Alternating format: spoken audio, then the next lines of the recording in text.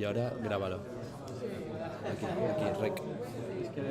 Ahí estamos. Vale, y para quitar esto, Para quitar esto lo que haremos es...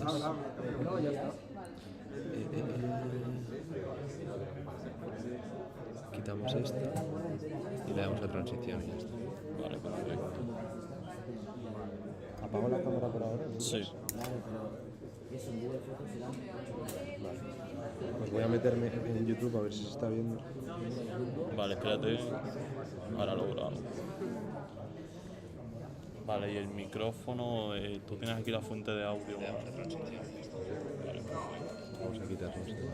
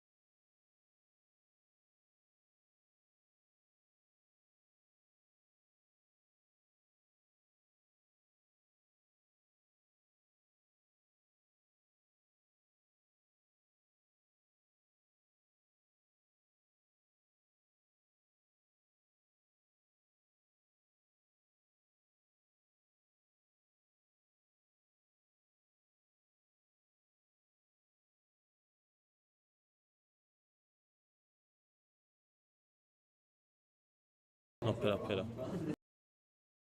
A esto hay que quitar, en plano quítalo. Y ahora le das a... So I guess we are on now, no? I think we can start. So hi guys, hi everyone. First of all, thank you all for being here. It's very nice to see you. And I see some very different type of people, different training courses, which is good. I see MCC, I see guys in the ground school, guys with CPL, or guys even before that. So it's very good because my purpose for today was to speak really for everyone, without any difference at which stage of training you are. So I hope it can be beneficial for really everyone. So first of all, I would like to introduce myself. My name is Giulio Iannazzone. I am graduate from course 201. I started my adventure here in FTE in 2019, and I am Italian, as you might have noticed. Italian between you, or no one? Only one. Okay, only one Italian. And at the moment, I fly the A320, 321 for Wizz Air, and I have around 500 hours on type at the moment, roughly 500. And now with the summer season, I'm aiming at having a little bit more. So, where do we start from? As you might know, this is more a question interactive. If you have questions, you can ask me. If you want to discuss about some specific topic, I'm more than happy to answer you with that. I'm not going to go too much into technical details because I know you've been sitting in ground school all day long, so I know you had enough. We'll try to also have some fun, look at some pictures from my experiences, something that happened to me that might happen to you later on at some point of your career, and also to share what was my experience and how to properly train to be a successful airline pilot. No? I think that's all you want to know mostly. Then if you have some specific question, you can ask me. So I'm more than happy for that. So how do we start? What can you do actually now at the moment, regardless of the point you are of your training, to be a successful airline pilot? Do you have roughly an idea about what are the main things an airline is looking for from you? Anyone, really anyone. What do you think they're looking for? If I'm a recruiter for my airline, I fly for Wizz Air, you see? Visible. What do I look from you? If I have to choose one of you. Good knowledge, skills, and attitude. Yeah, that's one. Good knowledge, good skills, and good attitude. It's already, if you have these three things at some point, it's already more than enough. They talk about something called CRM. You know what is CRM? Can anyone explain in one sentence what is CRM? Anyone, really, with basic words. The guys on the MCC, come on, guys. You are the most experienced here.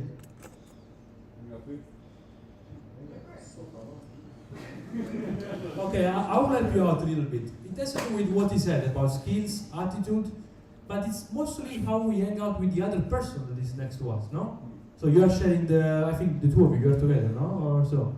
Okay, so I think the purpose of the MCC is not about making you fly the plane, but about, sharing with the other person. So that's another thing, how you take care of the other person with you. So what I want to say with this is that at every point of the training, there is something you can take right now. Your journey to become an airline pilot starts right in this moment. So those of you who are doing ground school, for example, listen to your instructors. Right now, they are telling you something that you might say, okay, this I don't need, this is not important for becoming an airline pilot. That's not true. The first thing you will need is the basics. You don't know how many basics you need to do this job properly in sitting in an airliner of 90 tons. For example, I fly a 321 Neo. Do you know what is the maximum takeoff weight? Have a roughly an idea? How heavy it is? 78 maximum takeoff weight, a bit more. 89. It's 89 tons. You were there, you were almost there. So with 89 tons of maximum takeoff weight, you really need to know your basics, your physics, your principles of flight. You need to know the meteorology because it's a lot of things coming on together all at the same time. So with that, that's what I'm saying. Ground school, guys, please listen to your instructor. It might seem stupid now, it might seem boring, but listen to them because they're telling the truth. And you're having here in FTE, you have some amazing instructors. They are funny, they are nice, and believe me, if I made it, everyone can do it, besides the jokes. So, I want to show you some pictures later on about something that happened to me 2-3 weeks ago. You all study meteorology, no? Or is someone who is still in phase 1 haven't done it? You all know roughly, no? Meteorology. So I show you one picture now, and I want you guys to tell me if you know what this is, okay? Just 1 second.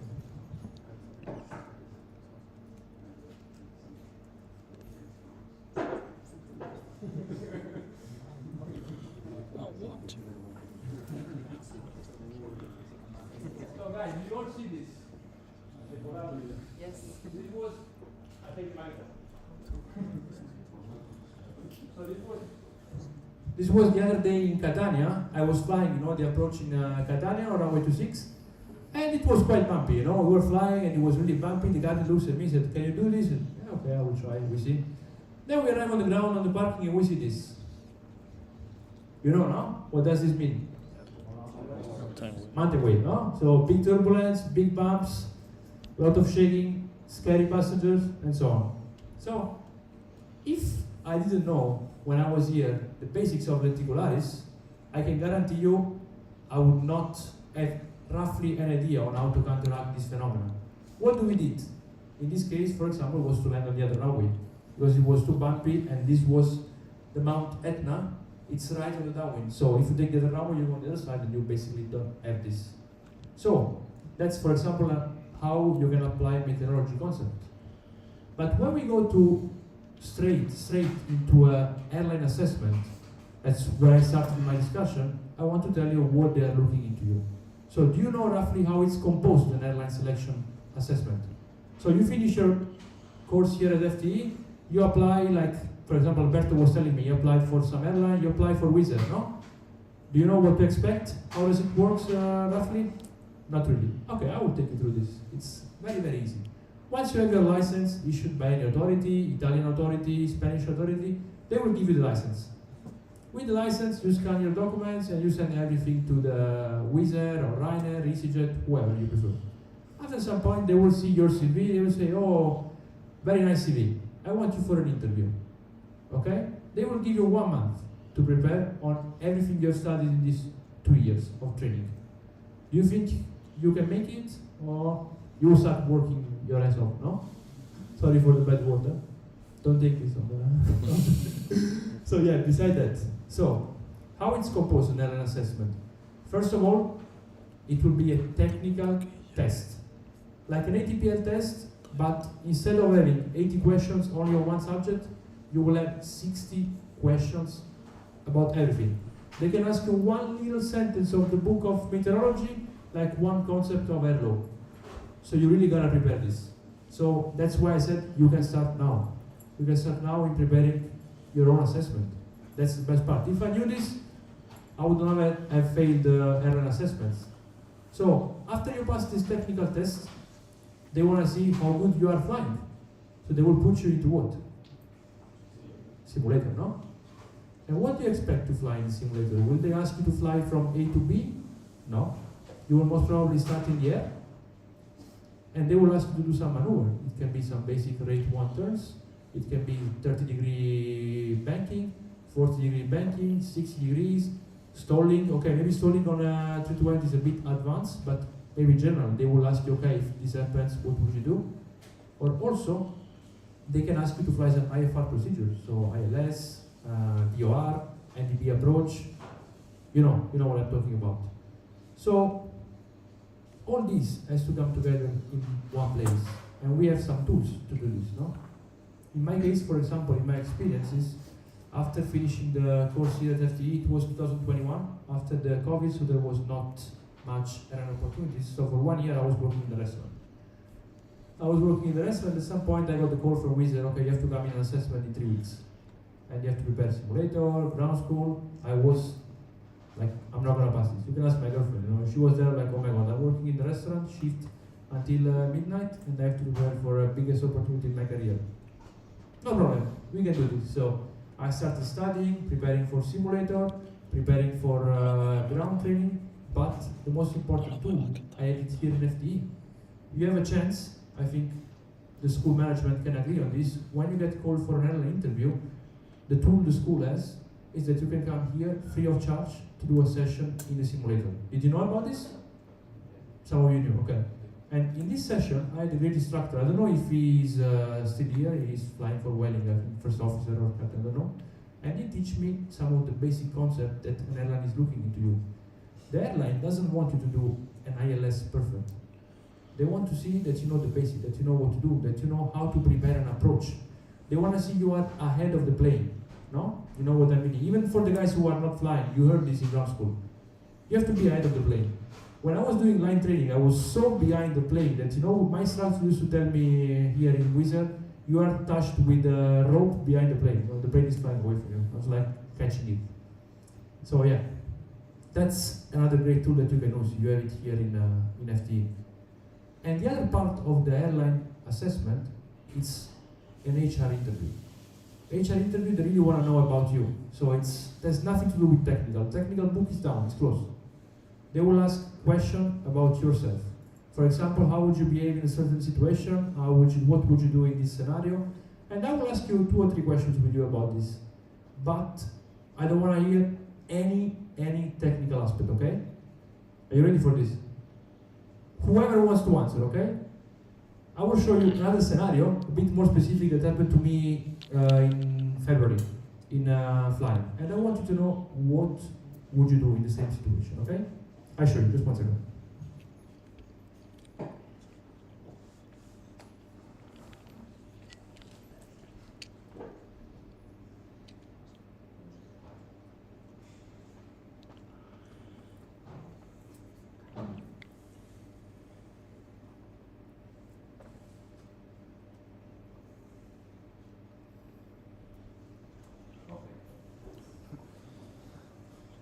You have an idea, Everyone, even the guys who are in the ground school, you know what is this, no? What is it? It's a weather radar, no? Yeah. So, the green, it's okay. It's only rain. The yellow, what is the yellow? Heavy rain.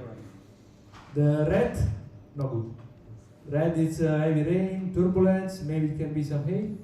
And the magenta is like, if you touch me, it's not good. So maybe ASR. And this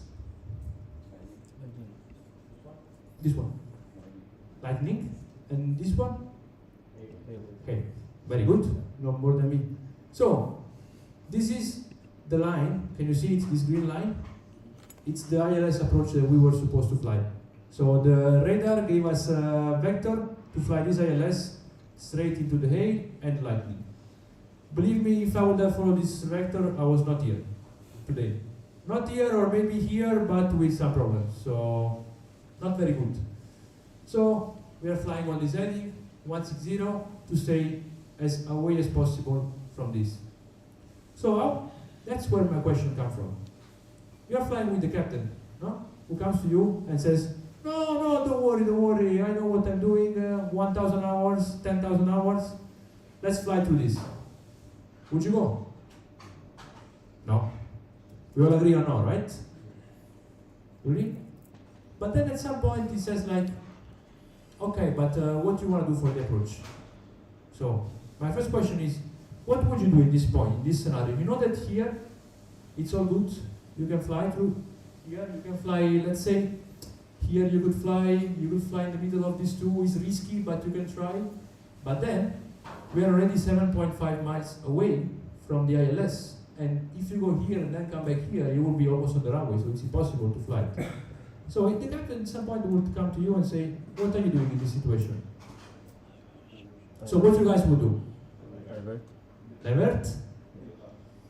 Let's say that we have fuel, we have another hour of extra fuel. That's one, hold over position and then wait for the weather. Anyone else? Okay, check the wind and change the runway. Yeah, this is more specific in Tirana where I was speaking. The other runway is not very good. It's an aggressive approach, so maybe it's better to stay on this runway. But this can be a scenario. Anyone else? Any other suggestions? Even the guys in the back who are doing ground school, whatever. Any question? Any answer? Divert. Divert? Yeah, that's an option. I will tell you how it ended up afterwards. So any other?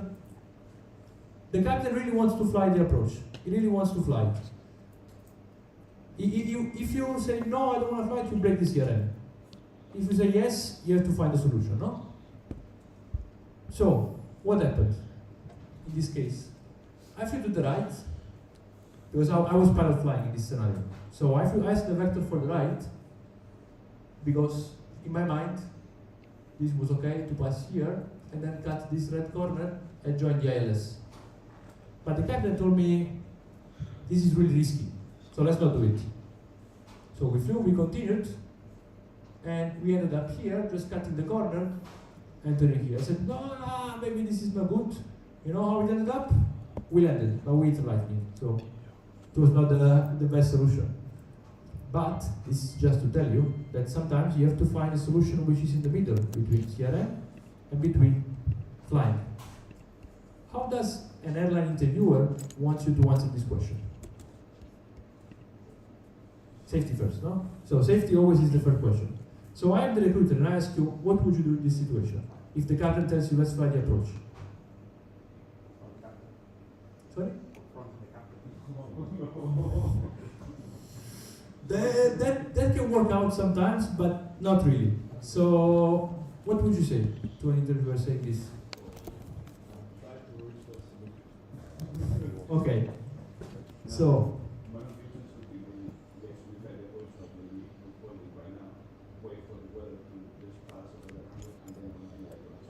that's the question. But the captain says no. No, I have experience, it's fine. That's the one. That's the one. You will say, I'm not comfortable with this. You say, I'm not comfortable with this, it's better not to fly. Then 9 times over 10, it's okay. The radar maybe is overreading, that's also something you will learn with experience, but the best answer you can do is tell them, I'm not comfortable with this. So if the airline recruiter coming here to FTE will have a seat and will say to you, okay guys, so what would you do in this situation? The best thing to say, I will think at safety of the aircraft and of the passengers first, and say, I'm not really comfortable in doing this. Let's try and make a hold, or let's try to get some other vectors, maybe wait 10 minutes and see if a new vector comes available. No? And that's another solution. That's what I would personally say to an interviewer. And 100% I guarantee you, you will pass the interview with these sellers, because they will see a really major pilot in front of them. So, really good. Another thing I want you to keep in mind is that flying an airliner is not only flying, because when you're being in an airline, everyone can fly that plane. They're sitting on the plane because they can fly it actually. The competition comes, and that's when FTE, a Great Flight School, comes in place, comes when they see who can make the next step. So what is the next step? After some point, there will be some scenarios that you will face, some different phases in your career where you will need to step on. This can be a company transfer, this can be a new upgrade that you want to take. For example, they will be offering positions, new position like for example training knowledge instructor, and that would be a good opportunity for you to progress your career, to become a better captain, no? So, my question to you all is, do you all want to become airline pilots? How many of you, raise your hands, how many of you want to become airline pilots? I see some, you're not raising the hand, eh? No, you're the best. You have it, so I can see. So you all want to become airline pilots, right? Okay, that's a good point where to start. Because for example, there might be guys who want to be flight instructors. So, when you will finish your ground school, we all agree you want to apply for airlines, right? So first thing I have to give as an advice, guys, you probably know this, you heard this all the time. Apply to every single piece of the market you can find, okay? If there is an airline flying potatoes, apply for it, guys. Really do it. Because you never know what can happen. They need 3 of their pilots resign the day after, they will call you. Because they will see your name first, they will call you immediately for an interview. Then maybe, like me, for example, the first airline interview I did, I failed it. Because no one told me what I'm about to tell you. No one gave me advices. I was here in FTE like you guys, listening to colleagues, to guys who maybe now they're flying Ryanair, some of them they're also flying with me in Wizz Air. But the thing that they missed the most was technical advices on how to prepare for an airline interview. And this is the first one I'm going to give you now. One book title. You probably know this book already, maybe you heard it. To Prepare for Technical Interview. Do you know of a book called ACE? Do you know about it? You know, no? You know? Do you guys know? You MCC don't know? It's called ACE, Alpha Charlie Echo. It's called ACE, the Technical Pilot Interview. It will keep in 180 pages all you studied in the ATPL. And it's your best friend. Because you know why? The airline recruiters, I fly with some captains who are recruiters, and they read this book to prepare for the assessment. So believe me, if you read that book, you will know more of many recruiters as well. In every airline, I flew with a recruiter, I had a Ryanair recruitment, and he didn't know some of the questions in that book. So believe me, that's the first thing you have to write down and start studying as soon as you finish this training.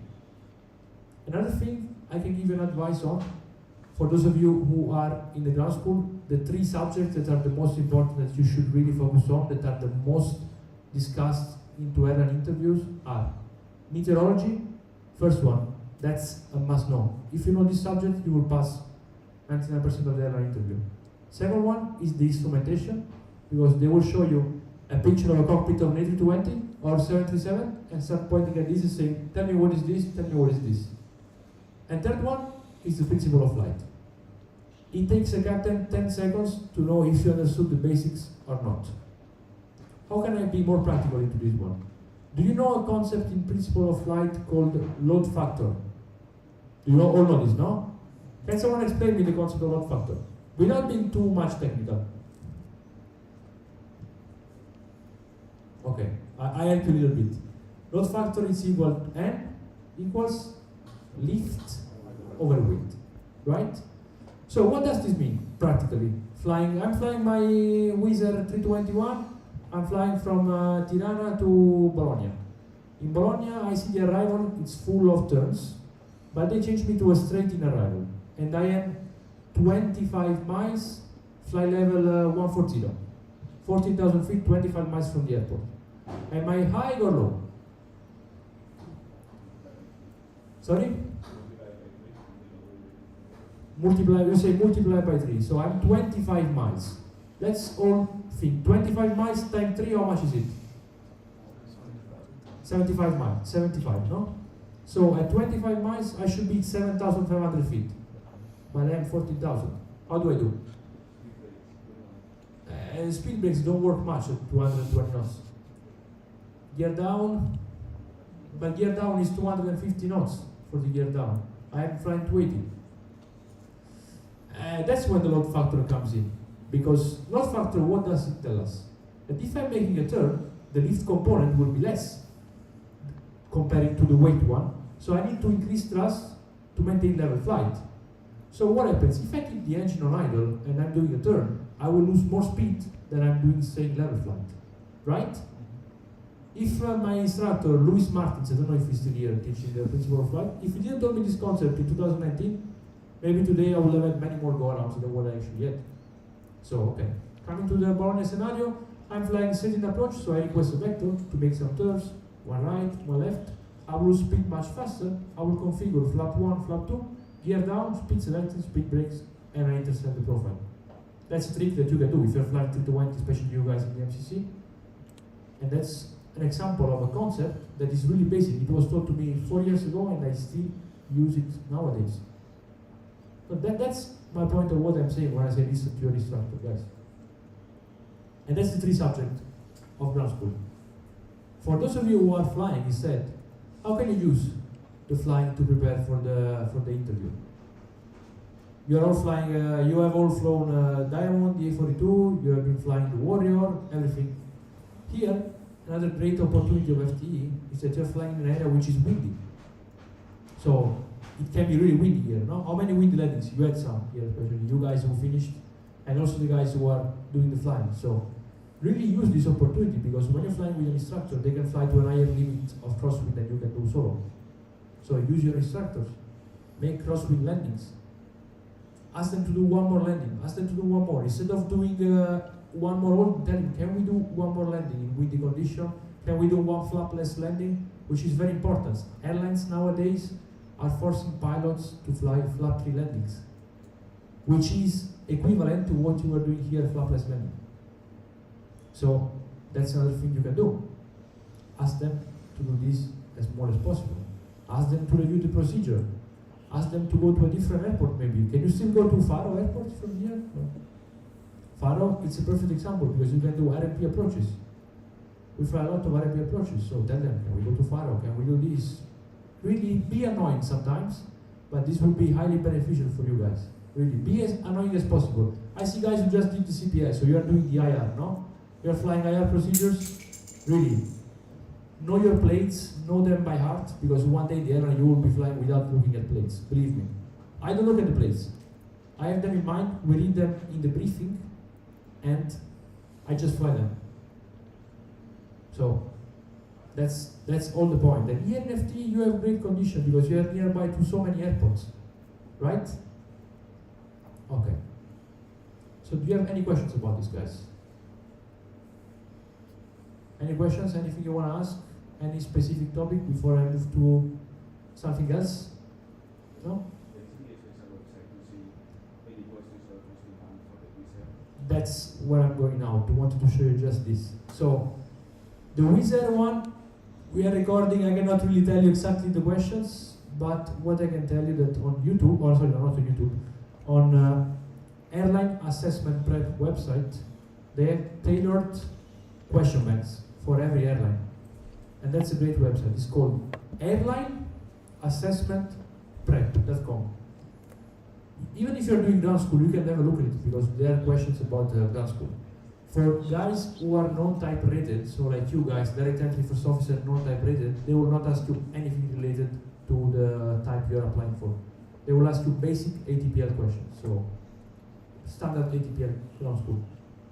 So that's one website, and you can see they will have the full package for you guys. They will have the plates that you can expect in the assessment. Many airlines, I can tell you this, please don't say it out loud, many airlines will have you do the Gatwick runway 26 left. It's one of the most common in every airline assessment. So that plate you have to know by heart. Gatwick ILS 26 left. Another one is Manchester runway 05. So these two, I don't know if you're doing already in the MCC, but these two are very like, everyone needs to know this. They're not gonna make you fly Sevilla runway 27, unfortunately. So forget about this or Jerez runway 20. So yeah. So write those two because when you, especially what's finishing now, you need to know these two plates like your brand. I have them in my room and I was looking at them every day, so I knew them by heart. And some airlines, especially Ryanair, they use the Liverpool plates. I had my Ryanair assessment of the Liverpool LS. So that's another one. And another thing that you can use on those websites, which is really beneficial, and it's the last part of an assessment interview, so the only one step that you will have after you pass the simulator. So that's how the day works. You do your technical test, you skip into the group activity, so it will be like a game building a Lego, or a game like drawing something all together just to see how your CRM is. Then you open to the simulator, and if you pass the simulator, the only one step between you and flying the plane, it's a psychometric test. Do you know about it? It's like games, you know, it's Sudoku and this type of games, and on this website they have all of them. They have the one tailored for Ryanair, the one for EasyJet, and the one for Wizz Air as well. The Ryanair one are almost the same. I can tell you 100% they are really similar. It's a Cat E company, and they are also on YouTube. You can find many of them, so really do search for them. So this combination of three things, if you have this website subscription, it's like 15 euros a month. If you have this ACE pilot interview book, and if you know these plates, Gatwick or Manchester by heart, you're already more competitive than many pilots that are there. Because remember one thing, when you will do an assessment process for an airline, you will not be competing with your friends from FTE, you will be competing with pilots from all over the world. There will be guys coming from Australia, there will be guys coming from Brazil, guys coming from all over Europe. But maybe they've done a different training that you did, because here in FTE you fly 145 hours, 160 hours on the integrated, right? How many is this? 150? So you fly 150 flight hours. There will be guys, no, I'm not talking about real flight hours. There will be guys coming from Turkey flight school who did 500 hours flying. Do you think they will be better or worse than you flying? 500 hours, I think they will be very good, no? I don't have 500 hours almost.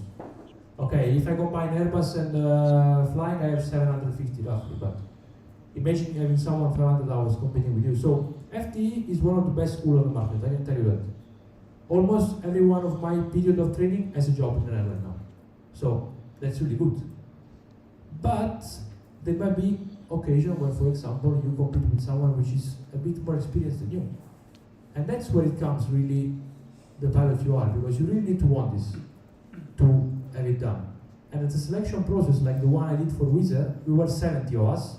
Do you know how many they took? You have an idea? 70 of us, how many got the job? 5. So, some numbers. 5. 4? 15? 5. 5, someone?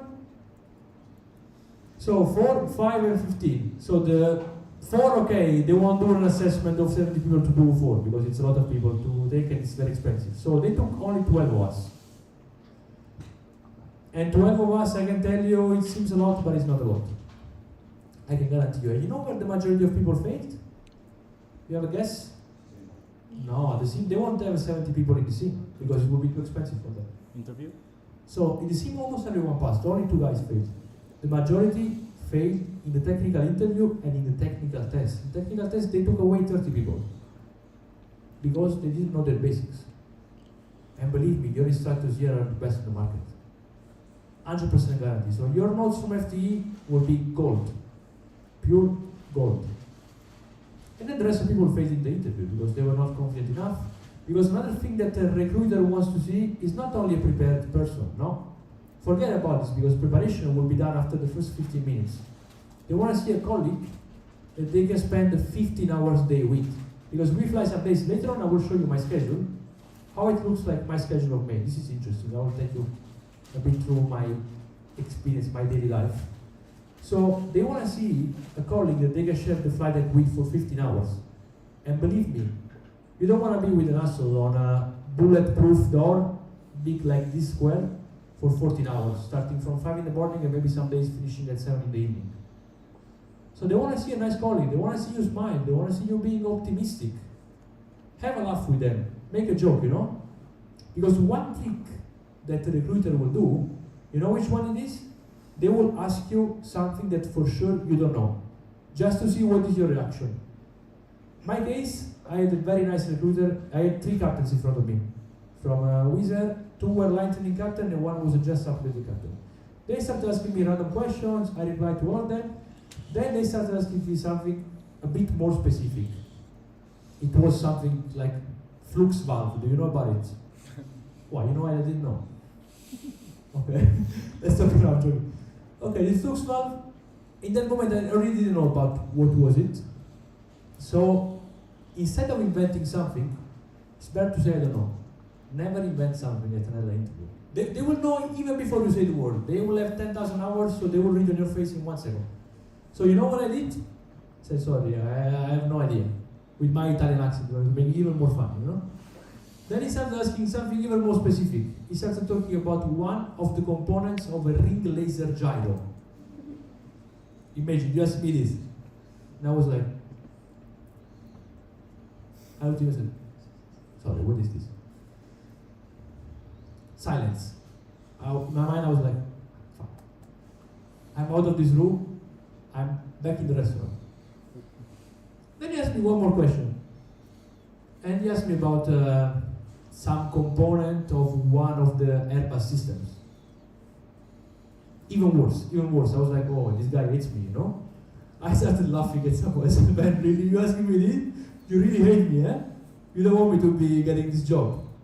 And he started laughing, and I was like, don't worry, man, you're fine. Because that's what I'm telling you, they just want to see how you react. They want to see a genuine reaction. They know that you don't do it, that you don't know it. They want to see at what point is your knowledge, and if it's at an acceptable standard, they will just keep asking you hard questions, just to see how you handle the pressure. Because when you're going to fly the line training captain in cruise, he will ask you a lot of questions. Okay, what if now, imagine, I was flying 4 sector in Poland last year. I did my line training in Poland. And I was flying a very long 4 sector day, 4 sector of 2-hour flights. It was a 14-hour day starting from 5 in the morning. I sit in the plane, I was still sleeping. I was like, oh my God. And 5 in the morning, departure, 6 a.m., 6:30 cruise. He starts asking me so many questions. Okay, so now you lose both engines, what are you doing? Okay, so now we have an arrival speed, what are you doing? So, what the recruiter wants from you is to see, first of all, that you will say, you will admit, I don't know this. The real one is, it's really important. And the second of all, they want to see how you handle the pressure. If you start being angry, if you start being nervous, if you start sweating, Don't sweat. Don't get angry and don't get anxious. Just laugh and say, I don't know.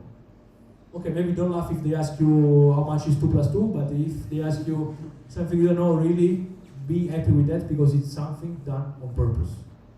You're all with me on this, no? Good. Okay. So, once again, any more questions about assessments and so on? What to expect? Now you're good? Or are we doing on time? Okay, we're good on time. So, what I want to take you through now a little bit is about what a day as an airline pilot looks like and what was my journey personally to become an airline pilot.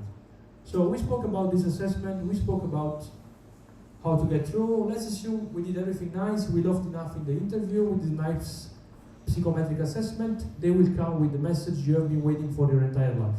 Okay, you are part of the Ryanair team or Wizz Air team. You have a job with us now. Okay, nice celebrating. You start screaming, yeah, okay, I did this. But now is when the hard part starts, because the happiness will be soon replaced by a lot of hard work. So how it all starts? After you loaded all your documents, you did your medical and all certificates, what you will have will be an introduction course into the airline. They will take you into an airline transition course, which is a sort of MCC. So for example, I got the job on 320, 321, but in FTE, I did the MCC on the Boeing.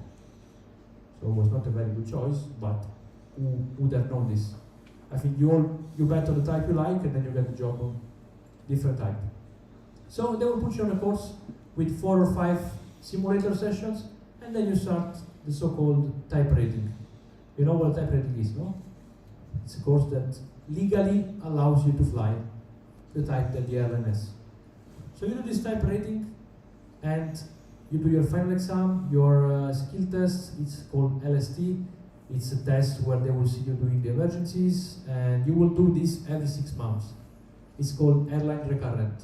It's OPC every 6 months, and every year it's LPC, License Proficiency Check. I did my OPC 5 days ago in Utah. So they will push you in the simulator and give you a lot of emergencies, and you will have smoke in the cabin, you will have engine failure, you will have I don't know, TCAS events, you will have unreliable speed, so very difficult emergencies, but you will have to do this every 6 months. And you will have this also at the end of the type rating. After this, you start the line training. What is the line training? You know, it's line flying with the safety pilot, and you are just acting as a co-pilot but under training. It's very similar to what you are doing here as with the instructor, you know? It's instructional flight, but you are carrying passengers. And then you are released on the line. And sorry, I forgot to step in the middle, which is called the base training. You know the base training? You fly 6 touch and goes, like you do in your first solo here in FTE. I didn't mind in Trebuchem, this is smaller. You still active with everything? Yeah? Okay. And you do this 6 touch and go on the 320. You take a lot of pictures, very nice, and you will be empty plane. So empty plane, we take the plane from Budapest in Wizz Air. We went to an airfield in the middle of Croatia called Osijek, and we started doing circuits. You know, it's a bit different than the circuits you do here in the single engine piston, but the concept is the same. You fly 1,500 feet with this big 70 tons plane and make circuits and landing 6 times, touch and go, touch and go, touch and go. The only difference that here, if you don't make it in the right spot of the runway, you have to go around because you don't have space to retract the flaps and take off again. So this base training then ends up with a go around, and then the other colleague takes your place, and then you start the line training, and then you finish the line training, and you are a released nice pilot, and you have a normal life, you have a good salary, you have your nice plane to fly every day, and I will show you now what my normal schedule looks like. Do you want to see this? Yeah, so I can take you a bit through how it works.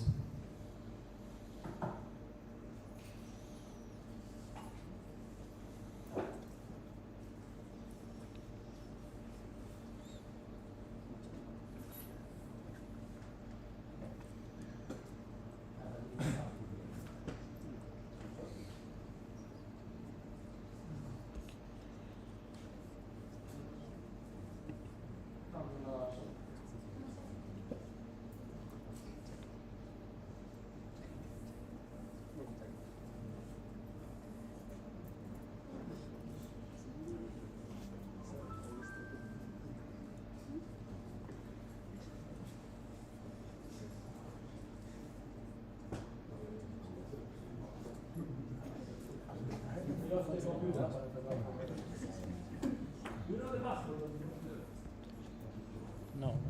He didn't tell me any password about it.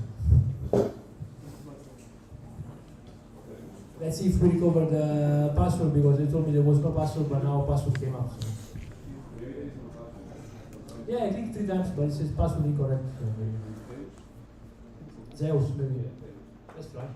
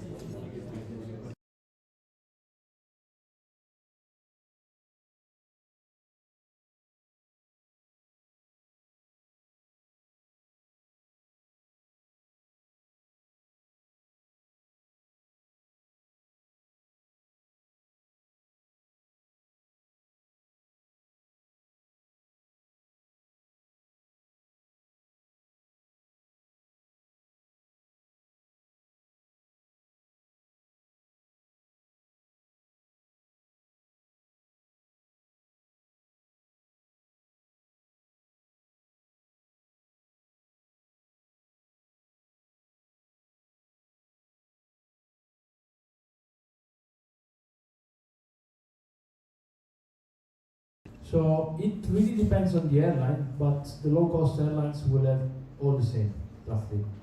So in Wizz Air, I fly normally 6 days, and then I have 4 days off.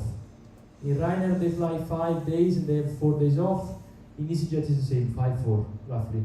And in legacy carriers, they fly 4 days, mostly sleeping around hotels, and then they have 4 days off. So it's 4-4 or 4-3, depends on the schedule. So I have some of the guys who were in training with me in FTE. They fly for Airways, you know, Italian national carrier, and they fly 4 days. They do like Fiumicino, Roma airport, to Tel Aviv. They spend the night in Tel Aviv. Then they do Tel Aviv, Roma, Roma, Cagliari. They spend the night in Cagliari, Cagliari, Roma, and Roma, Catania. Last night in Catania, and then Catania, Roma, and is over. Me is a bit more complicated schedule. I fly 6 days in a row, and mostly 2 or 4 sectors. When I say sectors, is flight. We call them sectors in the airline. So if we have the password, I can show you. Otherwise, so you are 1 week on early morning schedule. Oh, okay, good. Okay, so I can show you better than that.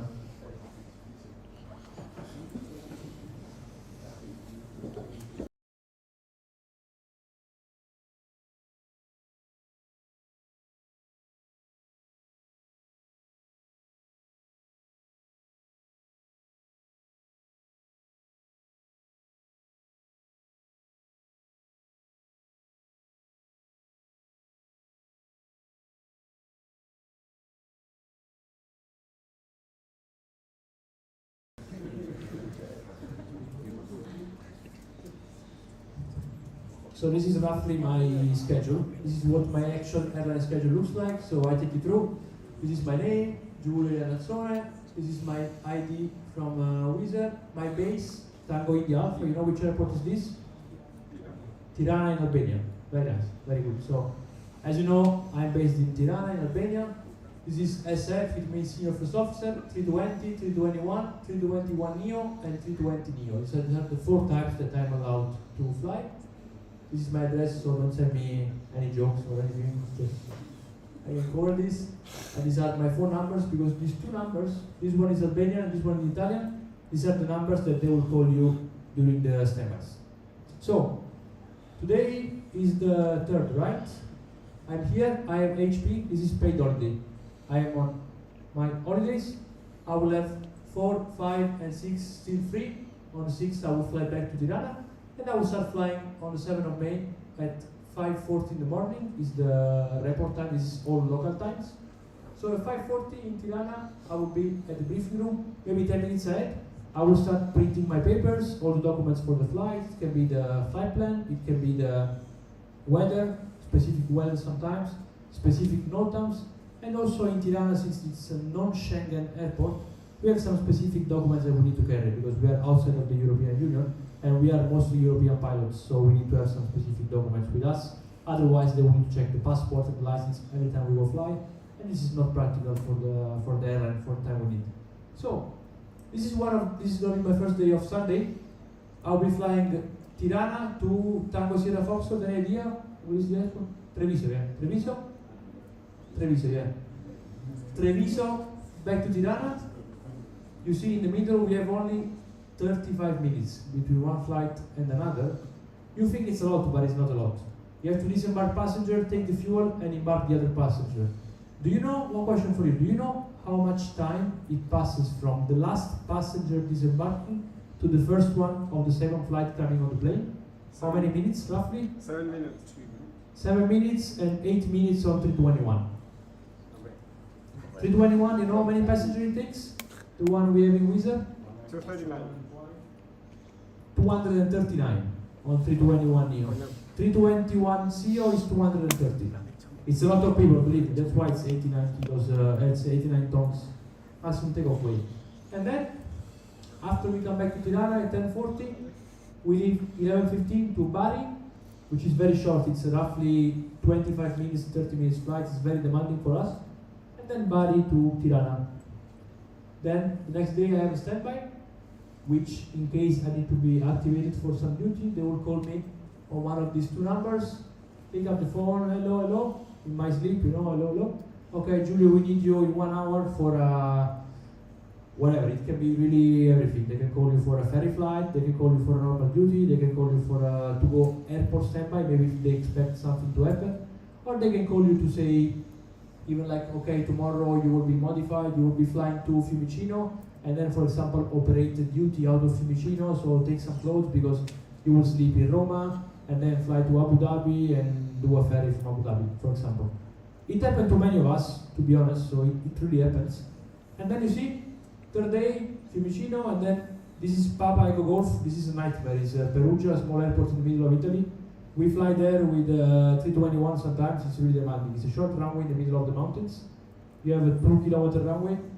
That's 2-kilometer runway in the middle of the mountains with a very steep approach, and you end up really high sometimes, so it's a very demanding airport. The next day, another standby, and then I have again Treviso and Bari, and then I have Bravo Eco Romeo. What is this? No, Bergamo is Bravo Golf Yankee. So, Berlin, yeah. Then I have my 4 days off, as I told you, 6, 3, 3, 6, and 4 days off.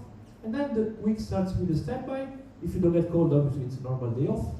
And then I have again Treviso, Bari. They like me to do this rotation, I don't know why. Then Pisa, Papa Sierra Alpha, Pisa, and then that's Bergamo, the one you were telling before. And then again, Verona, Pescara, Dortmund. And this is a strange rotation. Look at this one, for example. You saw the things that we do. We always finish at the base where we started. This is very normal for low-cost airline because national carrier pilots, Iberia or ITA or Air France, they will finish in a hotel, most probably. They will have the week sleeping and seeing nice places. We normally finish at our home. So I finish here at 18:20. I take my car and I go home and have a nap or food or food or whatever. But on this one, for example, there is a different thing compared to, for example, this duty. Do you see the difference? I fly in the middle out of another airport. Do you see it? Can you all see it, or do you want me to zoom a bit more? It's good? So here, I fly to Memmingen, but instead of flying Memmingen back to Tirana like it's supposed to be, I fly to another place. I fly Memmingen to India, November, India. This is very hard. You might not know this place. Do you know it? No one? No, it's not Innsbruck, but it's similar. It's Niš in Serbia. It's another very demanding place in the middle of the mountains in Serbia. And then From Nice, instead of flying to Tirana, I fly to Memmingen. So my whole day, it's out of Memmingen airport, and then I finish back in Tirana. So this is a very long day. You see, we start at 6 a.m. and we finish at 17. So it's 11 hours of flying very hard flying in the mountains. So, and then again, as I said before, sorry, 4. Yeah, it's deformation, you know. I always say it's big, but as I told you, so then we have the 4 days, then the 6 start again. Any question on this, on the pattern? Yeah? How often do you call up when you're on standby? How often you're called up? It depends really on how big the base is. In Tirana we have 9 aircrafts, so it's kind of a big base, so you might get called, especially in the summer. But for example, I was in other bases. I've been before in Catania, which had 4 aircraft, so middle base. And before again I was in Poland, where we had only 2 aircraft. In Poland, in 2 months, I was never called. In Catania, I was called almost every standby. My girlfriend knows this because she came to visit me and they called me from standby. I said, oh, it's standby, it's okay. They called me immediately. And in Tirana, actually, I always have flights, but they tend to call. But from Tirana, since we are many first officers, they call us to cover other bases duty. For example, one of my friends texted me yesterday. He was on standby like this. They called him to position to Catania. He did a flight from Catania to, I don't remember, maybe Italian domestic, Verona or Malpensa, and then he positioned back to Tirana. So on standby you don't get called pretty often, but it depends on the base. For example, if you are in a base where they have 20-25 aircraft, the standby is almost always a duty. But they will change you. So I hope this one they stay standby, to be honest. Because sometimes it's good, you know, I just come back from holiday, so I need time to adapt. I was here eating Spain, so yeah. Other questions on this? So we know if it's a standby in the airport, we get paid for that. If you use from home, So standby at home is never paid. Airport standby depends from the company. When I was in EasyJet, I will tell you about this. I was in EasyJet as a cabin crew, but it's different. But pilots were not paid for airport standby in EasyJet. No, they were not paid, but the money is very good. I'll tell you. In Wizz Air, we are paid. But the thing is that the contract depends on the country where you live. So let's assume that we have an airline which is based in every country, okay? Where are you from? Many Spanish here? Okay. Wizz Air doesn't have a base in Spain, but again, imaginary airline that has a base in Spain. So we have national contracts. So how do national contracts work? You get what is a normal working condition for that country specifically. So I have Albanian contract. Albania is a country which is not supposed to have pilots working for them. It's a very, I don't want to say remote country, but it's a developing country. So it's a country which has not a national career defined by the government. It's trying to build one, but they have 2 careers which are partially governed by the government. So Wizz Air is, let's say, the main career because we have 9 aircraft in Tirana, we fly most of the destination. So if you have a Spanish contract, it depends on what the Spanish government is giving you for this duty, how it's recognized in Spain. I can tell you, based on my experience of people I know in Iberia and Welling, that you get paid actually also quite good for airport standby. I think it's something like 60-70 euros in Spain, I think. If someone live might correct me, maybe, yeah, but it should be like 60-70 euros for an airport standby, which is not bad. How am I paid? I cannot tell you money figures because I'm not allowed to do that, I'm not entitled to do it, but I can give you some generic numbers, okay? Which are not my numbers, but are general numbers. So first of all, it depends on the type of schedule you fly, okay? Working on patterns like this normally is where you get the most of the money because the more hours you do and the more you get paid. Every airline, for a first officer like you, with your experience, you will be starting from the bottom. So you will be starting the airline as a cadet, and you will have your salary divided into a basic salary. So you will have a fixed amount of money that you will earn regardless of how much you fly. So basic salary, then you will have the amount of hours you fly or the amount of kilometers you fly. I can tell you that in Ryanair they are paid by block hour. Block hour, the definition of block hour is from the moment you release the parking brake, you get pushed back from stand, let's say, to the moment you put the parking brake on the semester. And on addition of the kilometers or block hour payment, in some airline you have a sector payment or landing payment. You get paid for every specific landing or sector that you fly. So in this case, let's say I have 4, 8, 12, 14, I get paid for 14 flights here. It's an additional payment that some airlines have, but it really depends on the country. And then there is some other airlines that have multipliers based on your seniority, based on how many early check-ins you do or how many late check-in you do. For example, this one 505, it's really early in the morning. I can tell you 505, you have to be already talking about fuel, IFR procedure, briefing, performance. It takes a lot of practice. I can tell you now I've been joining Wizz Air working in August 2022. I still have my head to work on early in the morning. You know, I need a lot of coffee for that. But that's also because I'm Italian, maybe Spanish too. But, okay. The thing is that the payment is normally divided like this. So what can you expect? There is two types of payment that you will do. It depends if you're self-sponsoring your type rating or if the company will pay for it. What is my personal recommendation for you guys is, you can do whatever you want, obviously, but my recommendation is to take an airline that will pay the type rating for you. Because I think you're investing already quite a lot of money in school. You're investing it to have a very, very high quality training. You are doing one of the best flight schools on the market. But if you can save another 30, 35,000 euros in having the type rating paid by the airline, is much better. For two simple reasons. The first one obviously is the money. And the second one is because the airline that paid for you the type rating is really believing in you. So what they will do, they will give you a permanent contract. I have a permanent contract with my airline. They invested in me the 30,000 euro of type rating. I'm paying it back with the salary. They deduct small part, it's around 400 euros, they deduct it from me from my salary. And I didn't pay not even €1, they paid for me the accommodation, they paid me all the flights due for the training. So if you can choose, I would rather recommend you to apply later to airlines that don't pay you for the type rating.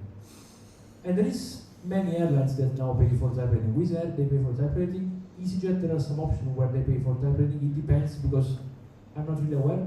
Ryanair, you have to pay for the type rating, yeah, correct? EasyJet also? Okay. When I was looking for airlines, Welling was doing a very good deal. You had to pay 10,000 euros and then the rest was deducted from the salary, which is something in the middle because your salary will not be so low, but you will also have like only small part to pay, which is very good. And the national carrier most probably will pay for your type rating. So ITA is paying, Iberia is paying for it, so that's very good. No? Now not? Iberia not?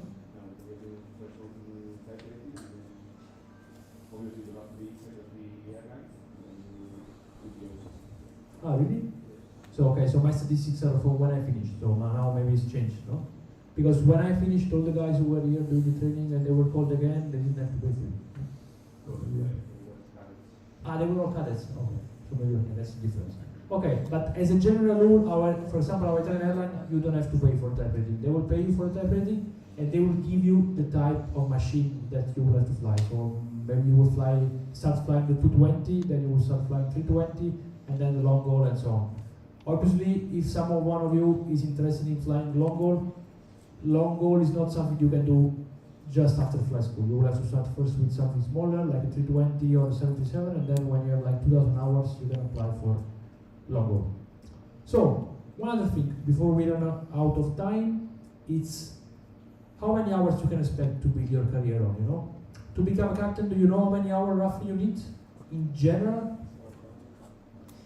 No, 5 is a lot. 5 is national career, I'm talking about general.